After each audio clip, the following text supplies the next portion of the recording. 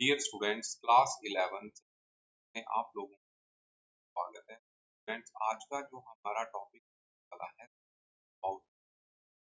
Integration, maths का एक important topic का फिजिक्स बहुत सारा यूज होता है। तो 11th क्लास में आप लोगों को इसके बारे में थोड़ा बहुत पता होना चाहिए, स्पेशली फॉर मेडिकल स्टूडेंट। तो जितने फार्मूले आज हम सारे के सारे आप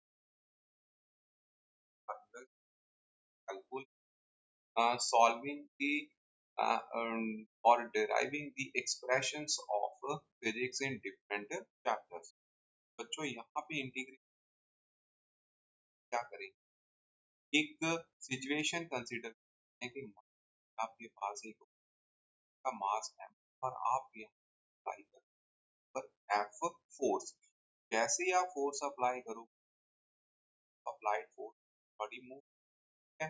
तो फिजिक्स में, इस फिजिक्स लैंग्वेज के you are doing some work. Work क्या हो गया, फोर्स इनटू, यहाँ पे मान लीजिए डिस्टेंस कवर कर रहा है वो एक्स के साथ रिप्रेजेंट है, तो ये तो work done is F into x. ठीक है, work done is F into x. ये जो एक्सप्रेशन है, ये उस सिचुएशन में होल्ड करेगा कि अगर through out the motion of this body under the effect of this, ये फोर्स जो है through out the motion constant रहता है। मतलब अगर बॉडी यहाँ पे थी तो भी एफ फोर्स, यहाँ पे भी एफ फोर्स ही है। ठीक है, through out the distance body के अप्लाइड फोर्स कांस्टेंट है।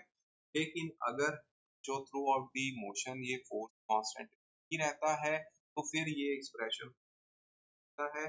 तो उसके लिए हम क्या मानते हैं, हम मान लेते हैं कि मान लीजिए आपके पास एक small distance, very small distance, इतनी, ठीक है। फोर्स यहाँ पे क्या था, वेरी कर रहा था, वेरी कर रहा था। यहाँ पे वाला जो है डी है, इस डिस्टेंस पे जो कांस्टेंट है और द मोशन क्या कर रही है, वो वेरी कर रही है।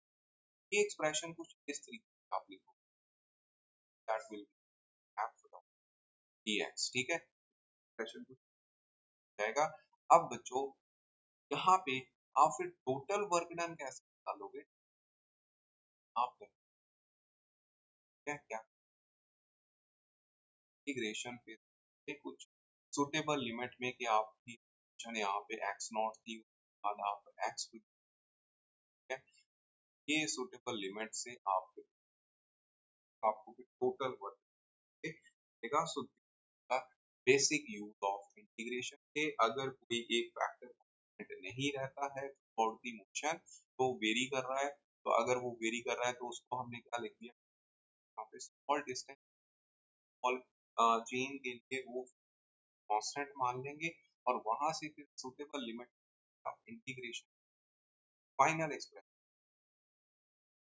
कर लोगे। ठीक है, तो ऐसे बच्चों आप लोग इंटीग्रेशन अब इनवर्स होता है, ये याद रखना। डिफरेंट, अगर आप मैं मान लीजिए यहाँ पे हमारे पास एफ एक्स फंक्शन है, उसका आप क्या लेते हो, डेरिवेटिव। डेरिवेटिव आप लोगों को पता है, ये होता है। ठीक है, यहाँ पे क्या आ गया, एफ डैश एक्स, ये लिखते थे हम। ठीक है, और अगर आप इस जो आपके पास फंक्शन था, फंक्शन का आपने के बाद जो एक्सप्रेस जो आंसर आपके पास आया, उसकी आप अगर इंटीग्रेशन क्या से रहेगा, तो आपको दोबारा वो एफ एक्स फंक्शन दोबारा मिल जाएगा। इंटीग्रेशन और डिफरेंशिएशन ऑपोजिट होते हैं, ये याद रखो। अब बच्चों, फार्मूलों, ठीक है, फार्मूले में सबसे पहले जो इम्पोर्टेंट फार्मूला है यही है कि एक्स रेज़ पावर एन इन एक्स है। ठीक है, ये वेरिएबल है dx की पावर n है, तो इसको आपने जो फार्मूले में होगा, देखिए डिफरेंशिएशन में क्या करते थे, dx by D X, X raise power n, इसकी डिफरेंशिएशन हमने क्या n को आगे ले और n-1 किया था और साथ में जो बेस था उसका डेरिवेटिव। ठीक है, ये हमारा फार्मूला था। यहाँ पे कुछ अलग सा होता है, यहाँ पे बच्चों पावर ऐड करते हैं। ठीक है, यहाँ सब्ट्रैक्ट हुआ है 1, ठीक है, और पावर आगे चले गई है, यहाँ पे बच्चों क्या होगी, पावर ऐड होगी, 1 ऐड कर दोगे आप, ठीक है, और जो पावर बनी है उसी के साथ ही आप डिवाइड कर दो। यहाँ पे पावर बनी है n+1, को डिवाइड कर देना है, और बच्चों फिर जो नीचे नीचे आप उसी बेस का, जैसे यहाँ पे डेरिवेटिव का आप निकाल रहे थे बेस का, वो मल्टीप्लाई कर रहे थे, यहाँ पे आपने डिवाइड कर दिया, ठीक है, ये जरूर ख्याल रखना। ओके जी, तो फर्स्ट फार्मूला आपका ये। सिमिलरली अगर आपके पास ऐसा ही कुछ x plus B power n का इसका इसकी इंटीग्रेशन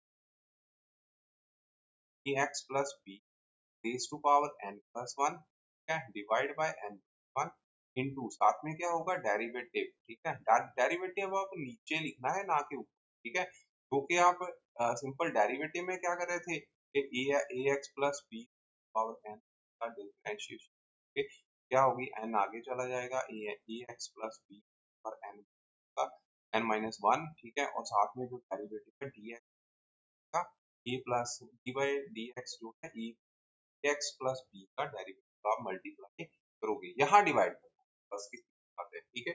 एक एग्जांपल है कि ताकि आप एग्जांपल क्या, मान लीजिए यहाँ पे बस एक्स रेज़ टू पावर 11, ठीक है, क्या है 11/2 है, इसका आपने क्या इंटीग्रेशन का साइन डाला, वेरिएबल, ठीक है, क्या करना है, पावर आपने क्या कर देनी ऐड, और उसी के साथ ही आपने क्या करना है डिवाइड, ठीक है, उसी जो पावर बनी है, साथ में जनरली कांस्टेंट ऑफ इंटीग्रेशन आता है, ये इलेक्ट्रॉन हम इसके है, तो अब डेरिवेटिव dx का नीचे साथ में आएगा, तो dx का ये आंसर क्या आ गया, यहाँ पे x रेज़ टू पावर 13/2 है, 13/2 और 2/13 है, तो चला गया 13 आ जाएगा, ओके। सो मैंने एक एग्जांपल है यहाँ पे, उसके बाद जो साइन थीटा यानी कि साइन एक्स मान लो, इसका इसकी इंटीग्रेशन, तो बच्चों इसकी होती है minus cos X plus C constant of integration, है, ये आप लोगों ने बता देना है। अगर आप डेरिवेटिव की बात करो, इसका डेरिवेटिव करोगे कॉस एक्स का, वो आपको पता है माइनस साइन एक्स होता है, माइनस साइन आपको ऐसे ही अगर ये होता जो sine A X plus B, और साथ में ए एक्स प्लस बी ये थीटा है डी एक्स के रिस्पेक्ट हुआ, आपने minus of cos A X plus B, ये रहेगा रहेगा, नीचे नीचे क्या आना है, डेरिवेटिव ऑफ जो बेस है यानी कि थीटा का, थीटा यहाँ पे क्या है ए एक्स प्लस, इसका डेरिवेटिव अलग से निकालना होता है, ठीक है, इसका डेरिवेटिव आपने अलग से निकालना है। अब डेरिवेटिव आपको आता है ए एक्स का e रहेगा, बी कांस्टेंट है तो बाय ए होगा, तो ये आंसर आपका है ना बच्चों, आप लोगों को आना चाहिए, फाइन, ये फार्मूला हो गया। उसके बाद आ जाओ कॉस एक्स का, ठीक है, कॉस एक्स का ये बच्चों साइन एक्स होता है, इंटीग्रेशन कांस्टेंट साथ में रहे, ओके। उसके बाद अगर आपके पास अगेन ए एक्स प्लस बी है, ठीक है, कॉस, लेकिन ये सारा थीटा है, इसका sine A X plus B divide by नीचे डेरिवेटिव ऑफ किसका, derivative of A X plus B का, जो कि आएगा ओनली ए, तो इस जगह पे आपने, ठीक है, ओके, तो ये फार्मूला नोट, बात है नेक्स्ट वेरी इंपॉर्टेंट, 1/x का, ठीक है, इसकी इंटीग्रेशन 1/x की बच्चों इंटीग्रेशन होती है log of e x plus I, देखिए इसको आप दूसरे फार्मूले से, कन्वेंशनल फार्मूले से निकालने की, 1/x का मतलब है x रेज़ टू पावर -1, अब आपने क्या किया, पावर ऐड कर दी, ठीक है, 1 ऐड कर दिया, उसी के साथ ही डिवाइड कर, अब ऊपर आ गया x रेज़ टू पावर 0, नीचे आ गया 0, किसी भी नंबर को 0 के साथ हम डिफाइन नहीं करते, डिवाइड नहीं कर सकते, नॉट डिफाइंड आ गया, इसका मतलब ये रूल नहीं लगना, यहाँ पे 1/x की इंटीग्रेशन याद रखनी है cos x होती है, ठीक है,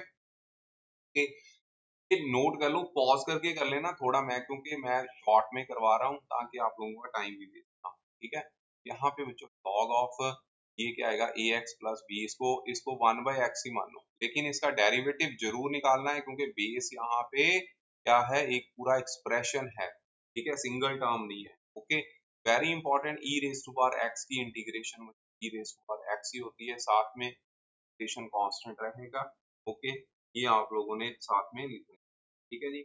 बाकी बच्चों को कुछ करने की जरूरत नहीं है, इतने ही फार्मूले कर लो, आर वेरी इंपॉर्टेंट। अगर कोई कांस्टेंट आ जाता है, मान लीजिए एक कांस्टेंट है और साथ में वेरिएबल है उसका डेरिवेटिव, तो कांस्टेंट को बाहर निकालिए, बाकी फैक्टर का आप डेरिवेटिव निकाल दीजिए, ठीक है। ओके, ये याद रखना है, ठीक है। आगे बच्चों एक एग्जांपल आ गई कि 3x plus 5 raise to power 7 dx, इससे इंटीग्रेशन करो तो कैसे आएगी। देखिए अब इंटीग्रेशन आप लोगों को समझ आ गई है। 7 प्लस 1 यहाँ पे आ गया, 7 प्लस 1 आ गया, साथ में डेरिवेटिव इसका dx प्लस 5 का, ठीक है।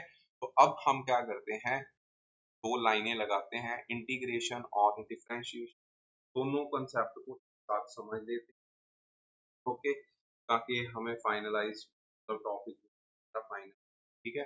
तो हम करते हैं यहाँ पे integration x raise power 15 dx, पहले इंटीग्रेशन कर लेते हैं। तो इसकी इंटीग्रेशन अगर करोगे तो क्या होगा, 15 प्लस 1, ठीक है, नीचे आ जाएगा 15 प्लस 1 यानी x raise power 16 divide by 16, ठीक है। तो ये इसका आंसर हो गया। अब इसी की ही इंटीग्रेशन करनी होती है, सॉरी इसी की ही डिफरेंशिएशन करनी होती है।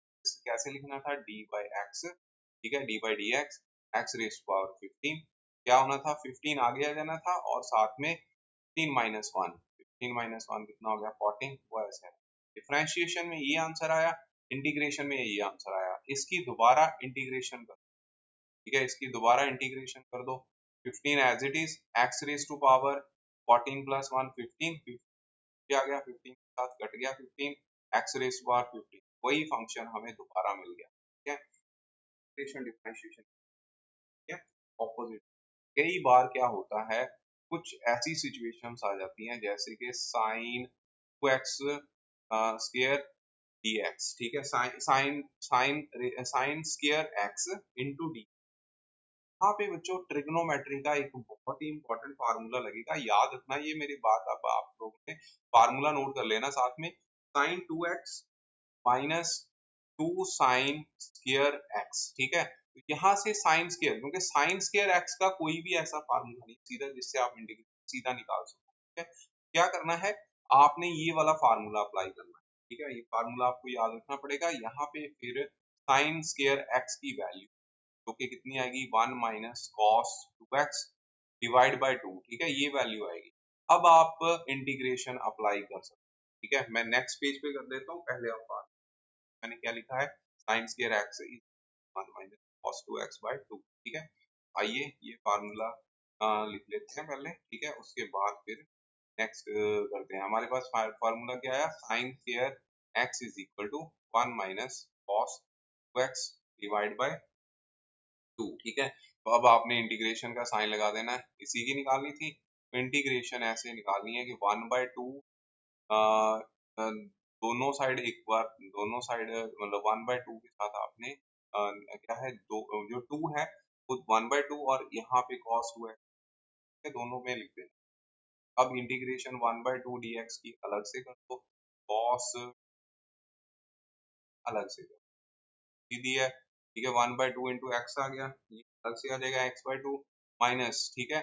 अब यहाँ पे क्या है, cos की इंटीग्रेशन, ये साइन, साइन 2x नीचे 2x का डेरिवेटिव, ठीक है, 2x का क्या आएगा, डेरिवेटिव, ये फैक्टर है इंपॉर्टेंट, और ये वाला 2 तो आपने एज इट इज, 2x का डेरिवेटिव कितना बन गया, इसका आंसर आएगा 2, 2 इंटू 2 कितना हो गया 4, तो यहाँ पे 4 मतलब आंसर आ गया 1/x, x/2 minus sign 2x divide bye 4, ठीक है। So final, okay, so all about integration, ऐसे कुछ आप लोगों ने कर लेने हैं, बाकी आपकी बुक बहुत सारे क्वेश्चन आप लोग कर, थैंक यू।